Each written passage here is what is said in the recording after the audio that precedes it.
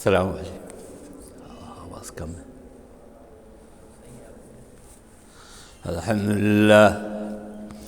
الحمد لله نحمده ونستعينه ونستغفره ونؤمن به ونتوكل عليه ونعوذ بالله من شرور أنفسنا ومن سيئات أعمالنا من يهده الله فلا مضل له ومن يضلله فلا هادي له ونشهد أن لا إله إلا الله وحده لا شريك له ونشهد أن سيدنا ونبينا ومولانا محمدا عبده ورسوله صلى الله تعالى على خير خلقه محمد وآله وأصحابه أجمعين. أما بعد فأعوذ بالله من الشيطان الرجيم. بسم الله الرحمن الرحيم. الذين آمنوا وتطمئن قلوبهم بذكر الله ألا بذكر الله تطمئن القلوب. صدق الله مولانا العظيم وصدق رسوله النبي الكريم ونحن على ذلك من الشاهدين والشاكرين والحمد لله رب العالمين. بزرگان محترم اور برادران عزیز،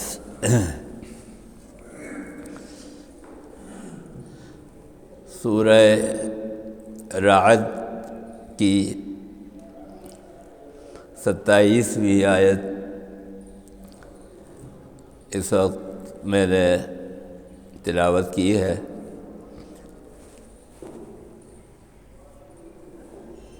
اور گزشتہ جمعہ میں یہ بات عرض کر رہا تھا کہ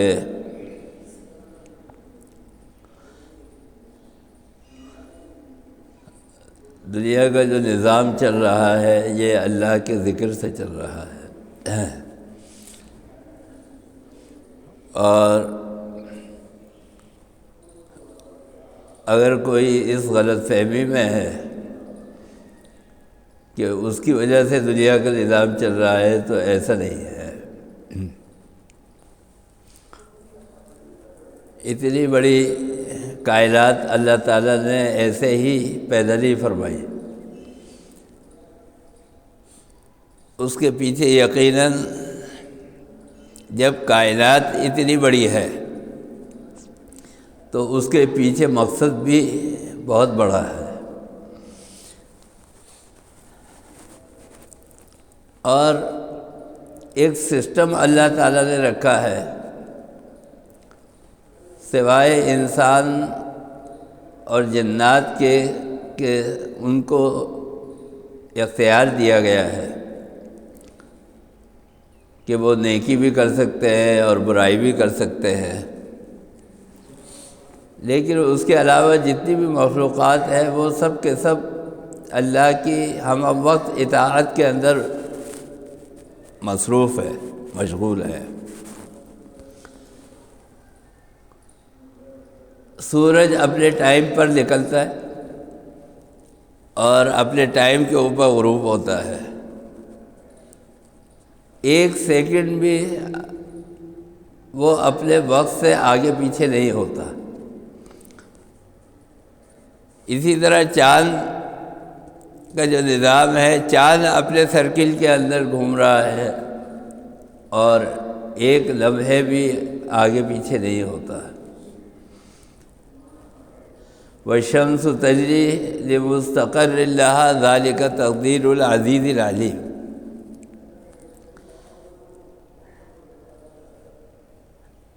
اگر ایک سیکنڈ بھی چاند یا سورج یا زمین یا کوئی سیارہ آگے پیچھے ہو جائے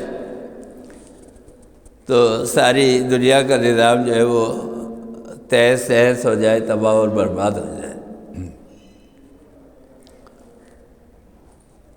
اسی طرح اللہ تعالیٰ نے انسان کا بھی ایک نظام رکھا ہے۔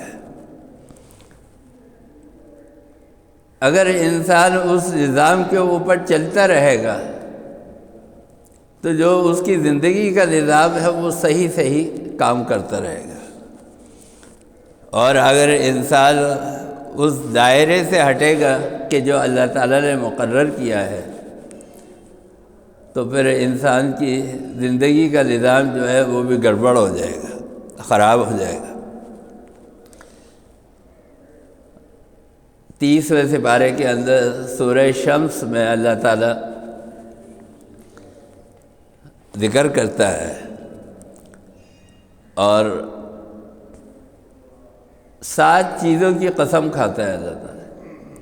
فرمایا کہ والشمس وضحاها والقمر اذا تلاها والنهار اذا جلاها والليل اذا يغشاها والسماء وما بناها والأرض وما طحاها ونفس وما سواها۔ ساری چیزوں کی، زمین کی، آسمان کی، دن کی، رات کی، سورج کی، چاند کی قسم کھا کر اللہ تعالیٰ فرماتا ہے کہ انسان جو ہے اگر اپنی لائن کے اوپر چلتا رہے، وَنَفْسٍ وَمَا سَوَّاهَا فَأَلْهَمَهَا فُجُورَهَا وَتَقْوَاهَا قَدْ أَفْلَحَ مَنْ زَكَّاهَا، تو پھر یہ انسان جو ہے یہ کامیاب ہے۔ اور اگر ذرا اس سے ہٹے گا تو وَقَدْ خَابَ مَنْ دَسَّاهَا، پھر انسان جو ہے وہ تباہ ہو جائے گا۔ تو میں یہ بتا رہا تھا کہ اللہ تعالیٰ نے جو یہ ایک نظام بنایا ہے، خود انسان اپنے اندر دیکھ لے، کائنات کی باقی چیزیں تو ایک طرف ہے، خود اپنے اندر جو نظام اللہ تعالیٰ نے رکھا ہے اس انسان کے اندر، اس کو دیکھ لے کہ اس کے اندر کیا کیا نشانیاں ہیں۔ اور جب اللہ تعالیٰ یہ ساری نشانیاں بار بار جگہ جگہ قرآن کے اندر جب بتاتا ہے، گراتا ہے، سناتا ہے، تو اس کا مقصد یہی ہوتا ہے کہ جب ان نشانیوں کو تم غور کرتے ہو، ان نشانیوں کو تم دیکھتے ہو، تو پھر ان نشانیوں کے پیدا کرنے والے کے اوپر ایمان کیوں نہیں لاتے، اس کی اطاعت کیوں نہیں کرتے؟ یہ اصل مقصد ہے۔ تو میں یہ بتا رہا تھا کہ پچھلے جمعہ بھی جو آیت میں نے تلاوت کی تھی اس میں اللہ تعالیٰ نے حضور اکرم صلی اللہ علیہ وسلم کو یہ ہدایت کی کہ یہ ذکر جو ہے، تذکیر، یہ آپ کی زندگی کا وظیفہ ہے، اس کو ترک نہیں کیا جائے گا۔ وَذَكِّرْ فَإِنَّ الذِّكْرَىٰ تَنفَعُ الْمُؤْمِنِينَ۔ اور پھر آگے فرمایا تھا کہ وَمَا خَلَقْتُ الْجِنَّ وَالْإِنسَ إِلَّا لِيَعْبُدُونَ۔ اس کی وجہ یہ ہے کہ انسان اور جن کو پیدا ہی اس لیے کیا ہے کہ وہ اللہ کی عبادت کرے۔ اور علماء نے اس آیت کی تفسیر میں لکھا ہے کہ اس کا ایک ترجمہ یہ ہے کہ وَمَا خَلَقْتُ الْجِنَّ وَالْإِنسَ إِلَّا لِيَعْرِفُونَ، کہ مقصد اس کا اطاعت کا اور عبادت کا یہ ہے کہ انسان اور جن جو ہے وہ اللہ کو پہچانے، اللہ کی معرفت کو سمجھے، اللہ کی معرفت کو حاصل کرے، اللہ کا قرب حاصل کرے۔ سورہ رعد کی یہ 27ویں آیت کا ترجمہ یہ ہے، الذین آمنوا وتطمئن قلوبہم، جو لوگ ایمان لے کر آئے اور ان کے دل جو ہے وہ اطمینان پا گئے، سکون پا گئے، بذکر اللہ، اللہ کے ذکر سے۔ اچھا، اب ہم اور آپ جو سمجھتے ہیں ذکر، وہ ہر آدمی اپنے اپنے مزاج کے اعتبار سے، اپنے اپنے علم کے اعتبار سے اس کے مختلف فائدے دیتا ہے۔ کلمہ طیبہ ہے، یہ بھی ایک ذکر ہے۔ درود شریف ہے، یہ بھی ایک ذکر ہے۔ قرآن کریم ہے، یہ بھی ایک ذکر ہے۔ نماز ہے، یہ بھی ایک ذکر ہے۔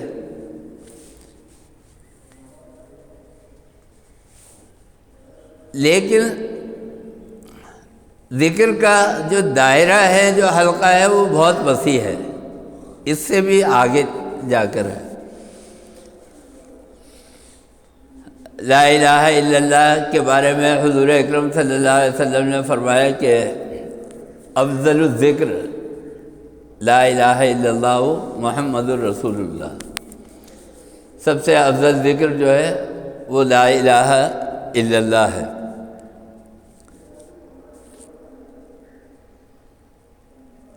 اس کو کیوں اللہ تعالیٰ نے اس ذکر کو افضل قرار دیا ہے؟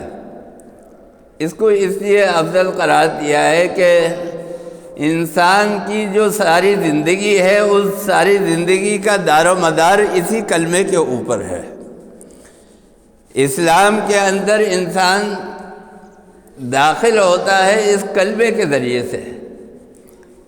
اسلام کا جو دروازہ ہے وہ ہے قولوا لا الہ الا اللہ تدخلوا الجنہ، لا الہ الا اللہ کہہ دو۔ سرکار دو عالم صلی اللہ علیہ وسلم نے فرمایا کہ لا الہ الا اللہ کہہ دو اور جنت کے اندر داخل ہو جاؤ۔ یعنی یہ جو ہے دروازہ ہے۔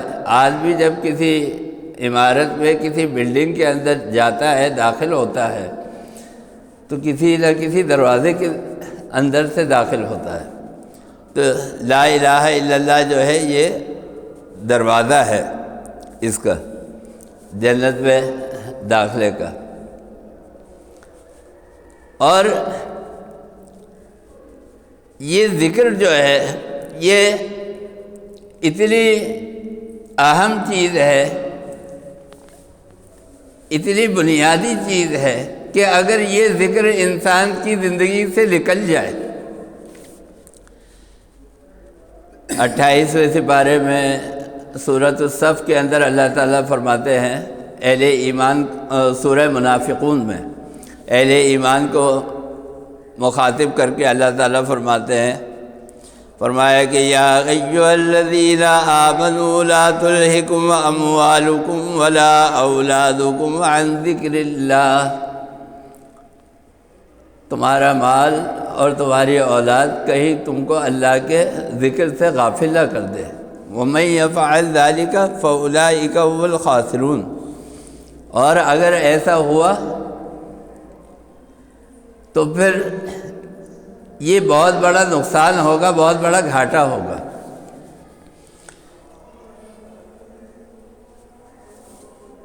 اس ذکر کو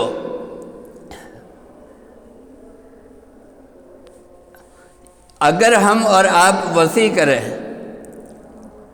تو یہ ہمارے پورے زندگی کے اوپر حاوی ہے، اور اس کا مطلب یہ ہے کہ اللہ تعالیٰ کی اطاعت کرنا،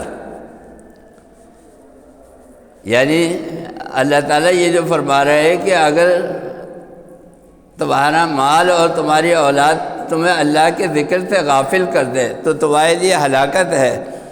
تو یہ ہلاکت کیوں ہے؟ اس کا مطلب یہ ہے کہ اگر تمہاری زندگی سے اللہ کی اطاعت نکل گئی، تم نے اللہ کی اور اللہ کے رسول کی اطاعت نہیں کی، تو پھر کیا ہے؟ تمہاری زندگی ہلاکت کے اندر پڑ جائے گی۔ تو میں یہ بتا رہا ہوں کہ ذکر صرف یہی نہیں ہے کہ آپ نے درود شریف پڑھ لیا، آپ نے کلمہ طیبہ پڑھ لیا، آپ نے اللہ اللہ کر لیا، آپ نے اور دوسرا ذکر کر لیا، بلکہ یہ ذکر جو ہے یہ آپ کا ساری زندگی کی اطاعت کے اوپر حاوی ہے، یعنی اللہ کی اطاعت۔ اللہ تعالیٰ فرماتے ہیں کہ الذین آمنوا، جو لوگ ایمان لے کر آئے، وتطمئن قلوبہم،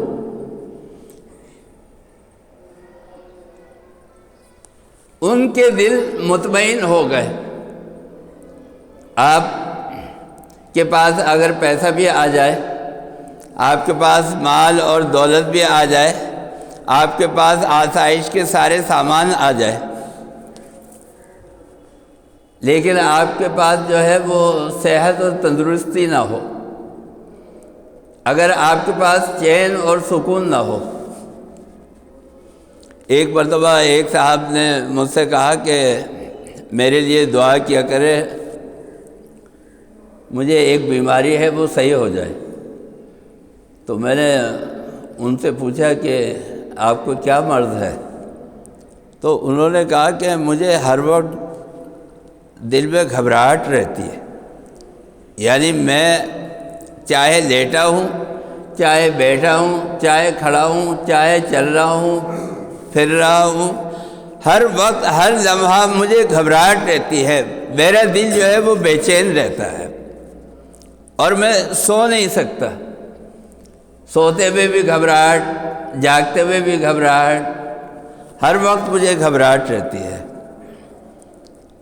تو میں یہ بتا رہا تھا کہ انسان کے پاس اگر مال و دولت بھی ہو، لیکن اگر اس کو کوئی ایسی بیماری لگی ہوئی ہے کہ اس بیماری کی وجہ سے اس کو چین اور سکون نہیں ہے۔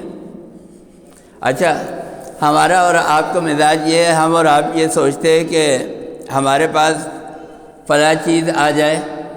اگر کسی کے پاس اولاد نہیں ہے، وہ یہ سمجھتا ہے کہ مجھے اگر اولاد مل جائے تو مجھے سکون مل جائے گا، لیکن بعض ایسے اولاد والے ہیں کہ وہ اپنی اولاد سے اتنے پریشان ہوتے ہیں کہ وہ ہر وقت بد دعا کرتے ہیں کہ اللہ مجھ کو اولاد نہ دیتا تو اچھا تھا، وہ اولاد کی وجہ سے پریشان ہے۔ اس کا مطلب یہ ہے کہ انسان جو ہے وہ اولاد کے ہونے سے مطمئن نہیں ہو سکتا۔ ہاں، اولاد ہو، اس کے اندر خیر ہو،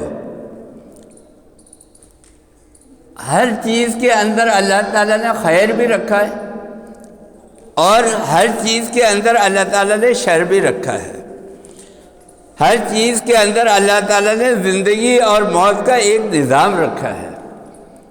حضور اکرم صلی اللہ علیہ وسلم نے فرمایا کہ جس کے دل کے اندر اللہ کا ذکر ہے، اس دل کی مثال ایسی ہے کہ جیسے وہ زندہ ہے، زندگی ہے۔ اور فرمایا کہ جس کے دل کے اندر اللہ کا ذکر نہیں ہے، وہ دل ایسا ہے کہ جیسے مردہ۔ اب ہر چیز جو ہے اس کے اندر زندگی ہے۔ آپ کھانا کھاتے ہیں، روٹی پکاتے ہیں، سالن پکاتے ہیں،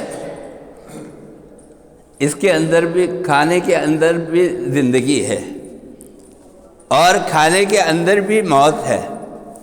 آپ نے سالن پکایا، روٹی آپ نے پکائی، یہ روٹی گرم ہے، کھانے کے قابل ہے، آپ اس کو کھا سکتے ہیں، یہ اس کی زندگی ہے۔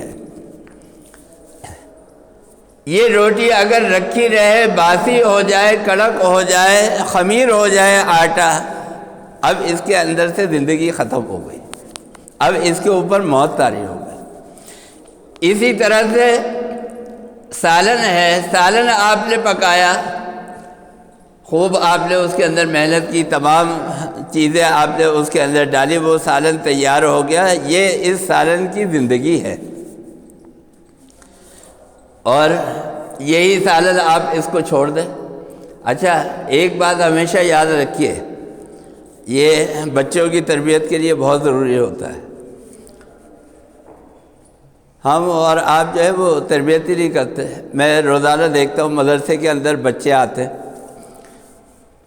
تو بس ہر ایک نے اپنے مزاج کے مطابق جو ہے وہ ڈھالا ہوا ہے۔ مدرسے کے اندر کس طرح آنا ہے، کس طرح بیٹھنا ہے، کس طرح پڑھنا ہے، کس طرح استاد کا ادب کرنا ہے، کس طرح چھوٹوں کے ساتھ پیش آنا ہے، کچھ نہیں معلوم۔ مدرسے میں آئے، مسجد کے اندر آئے، کون سا لباس آپ کو پہننا ہے؟ آپ بنیان اور نیکر پہن کے مسجد کے آ گئے، اندر آ گئے، یہ آپ بے نیازی دکھا رہے ہیں۔ آپ اللہ تعالیٰ کے سامنے جو ہے بے نیازی دکھا رہے ہیں، اور اللہ تعالیٰ کے سامنے بے نیازی دیکھنا جو ہے یہ گناہ ہے۔ اللہ تعالیٰ جو ہے وہ بے نیاز ہے، اللہ الصمد ہے، یہ اللہ کی صفت ہے۔ اللہ تعالیٰ کے سامنے جو ہے وہ آپ بے نیازی نہیں دکھائیں۔ تو خیر، میں یہ بات عرض کر رہا تھا کہ خیر اور شر ہر چیز کے اندر موجود ہے، انسانوں میں بھی موجود ہے، اور جتنی بھی جاندار چیزیں ہیں اس کے اندر خیر اور شر کا پہلو موجود ہے۔ یہ بچے ہیں، ان بچوں کو آپ ایسے ہی چھوڑ دیں، ان کے اوپر محنت نہ کریں، ان کے کپڑوں کا خیال نہ رکھیں کہ یہ کیسے کپڑے پہننا ہے، اچھے کپڑے پہننا ہے، برے کپڑے پہننا ہے، کیسا کھا رہا ہے، اچھا کھا رہا ہے یا خراب کھا رہا ہے۔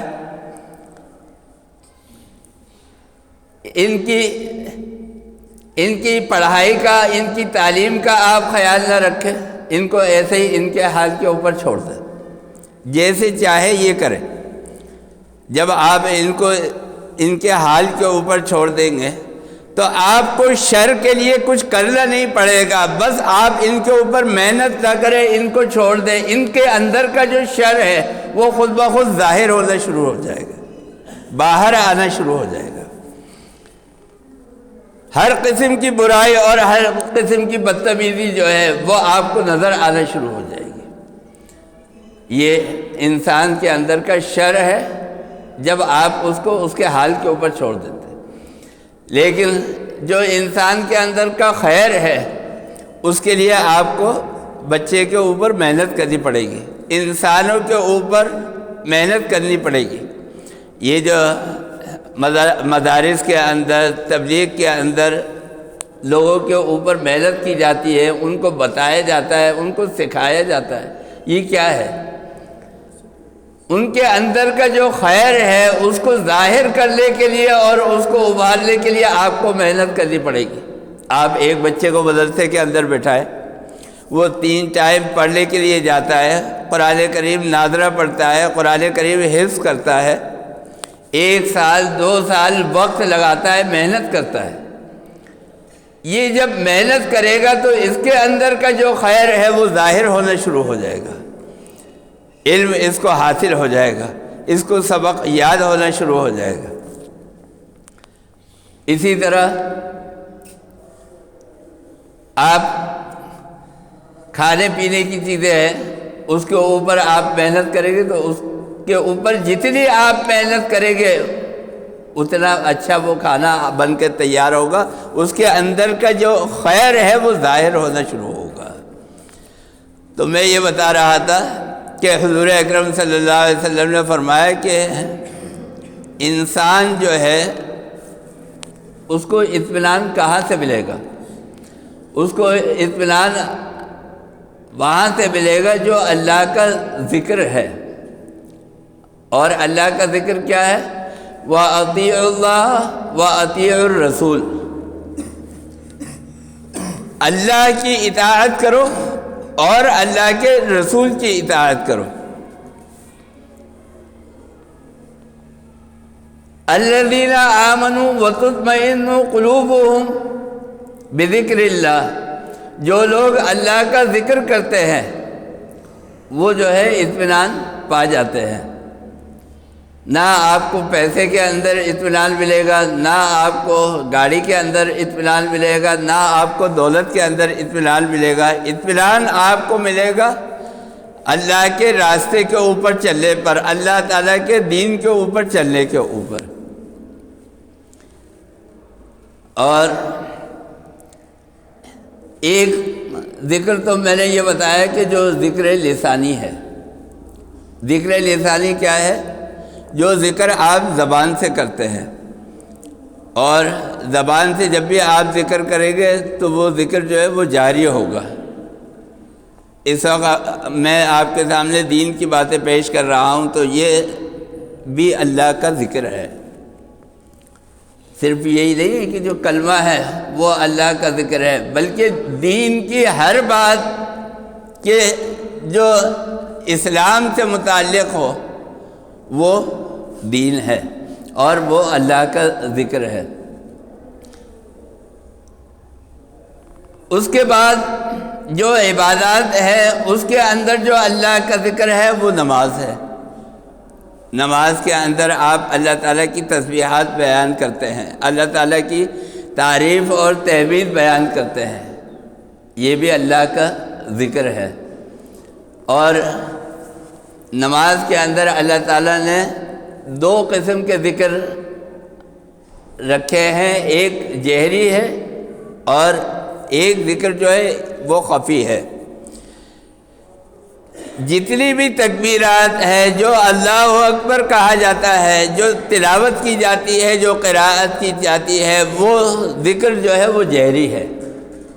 اللہ تعالیٰ کی تعریف اور توصیف بیان کی جاتی ہے، اللہ تعالیٰ کی بڑائی بیان کی جاتی ہے، یہ ذکر جہری ہے۔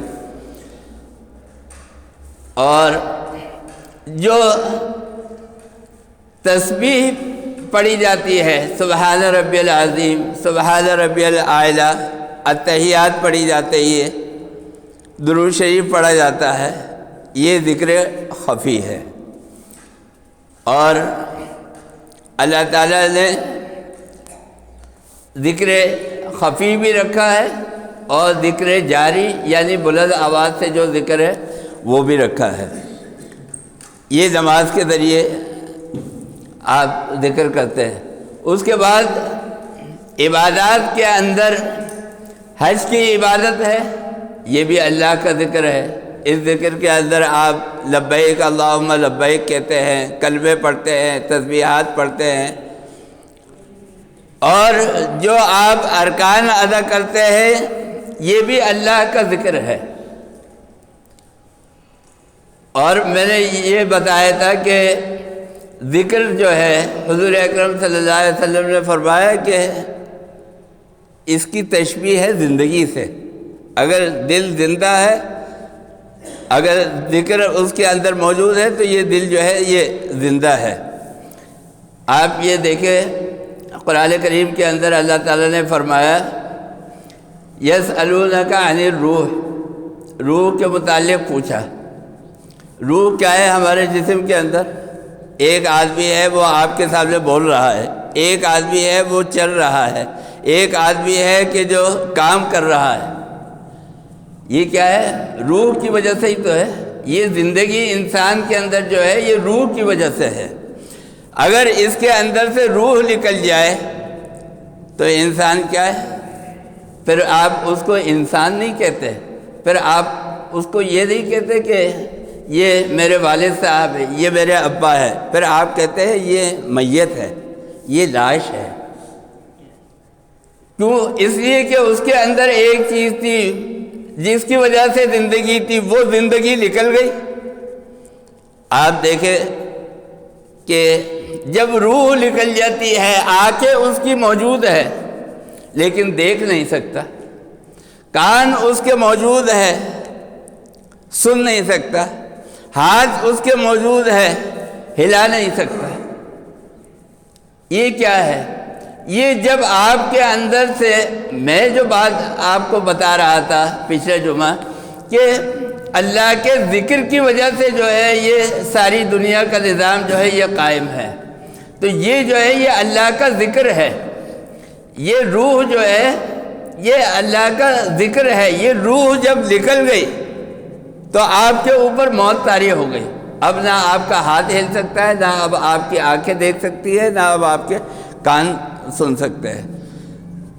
تو یہ ذکر جو ہے یہ زندگی ہے، اور وہ لوگ کہ جو اللہ کا ذکر کرتے ہیں وہ اطمینان پا جاتے ہیں۔ اچھا، ذکر جو ہے وہ غیر مسلم بھی کرتا ہے، کافر بھی کرتا ہے، اور ذکر جو ہے مومن اور مسلمان بھی کرتا ہے۔ گاندھی جی جو تھے ہندو تھے، لیکن وہ حافظ تھے، قرآن کریم کے حافظ تھے۔ لیکن کیا ہے، وہ ذکر ان کا جو ہے وہ ان کے لیے ہدایت کا سبب نہیں ہے، ان کے لیے اجر اور ثواب کا سبب نہیں ہے۔ اسی لیے اللہ تعالیٰ نے فرمایا کہ الذین آمنوا، جن لوگوں نے ایمان قبول کیا، ایمان لے کر آئے، ان کے ساتھ جب ذکر ہے ان کو پھر ہم اطمینان دیتے ہیں۔ الا بذکر اللہ تطمئن القلوب، اور اللہ کا لفظ جو ہے یہ آتا ہے عربی کے اندر خبردار کرنے کے لیے، ہوشیار کرنے کے لیے، اس کو یاد رکھنے کے معنی میں بھی استعمال کیا جاتا ہے۔ ایک حدیث پاک ہے حضور اکرم صلی اللہ علیہ وسلم کی کہ جب ہواؤں کے جھونکے چلے تو تم اس سے غافل نہ ہونا، الا فتعرضوا لہ، تم اس سے جو ہے وہ غافل نہ ہونا۔ الا انکم فی الدار نفحات، جب خوشبوؤں کے اور ہواؤں کے جھونکے چلے تو الا فتعرضوا لہ، تو الا کا لفظ جو ہے وہ خبردار کے لیے بھی آتا ہے، ہوشیار کرنے کے لیے بھی آتا ہے۔ تو الا بذکر اللہ تطمئن القلوب، ہوشیار رہو، خبردار رہو، یاد رکھو، سمجھ لو، سن لو، کیا کہ صرف اور صرف اگر تمہیں اطمینان ملے گا، اگر تم سکون چاہتے ہو، اگر تم راحت چاہتے ہو، اگر تم اپنی زندگی کے اندر چین چاہتے ہو، تو بس یہ دلوں کا اطمینان جو ہے یہ اللہ کے ذکر میں ہوگا۔ اور وہ اللہ کا ذکر کے معنی میں نے بتایا کہ وسیع معنی جو ہے وہ اللہ کی اطاعت ہے۔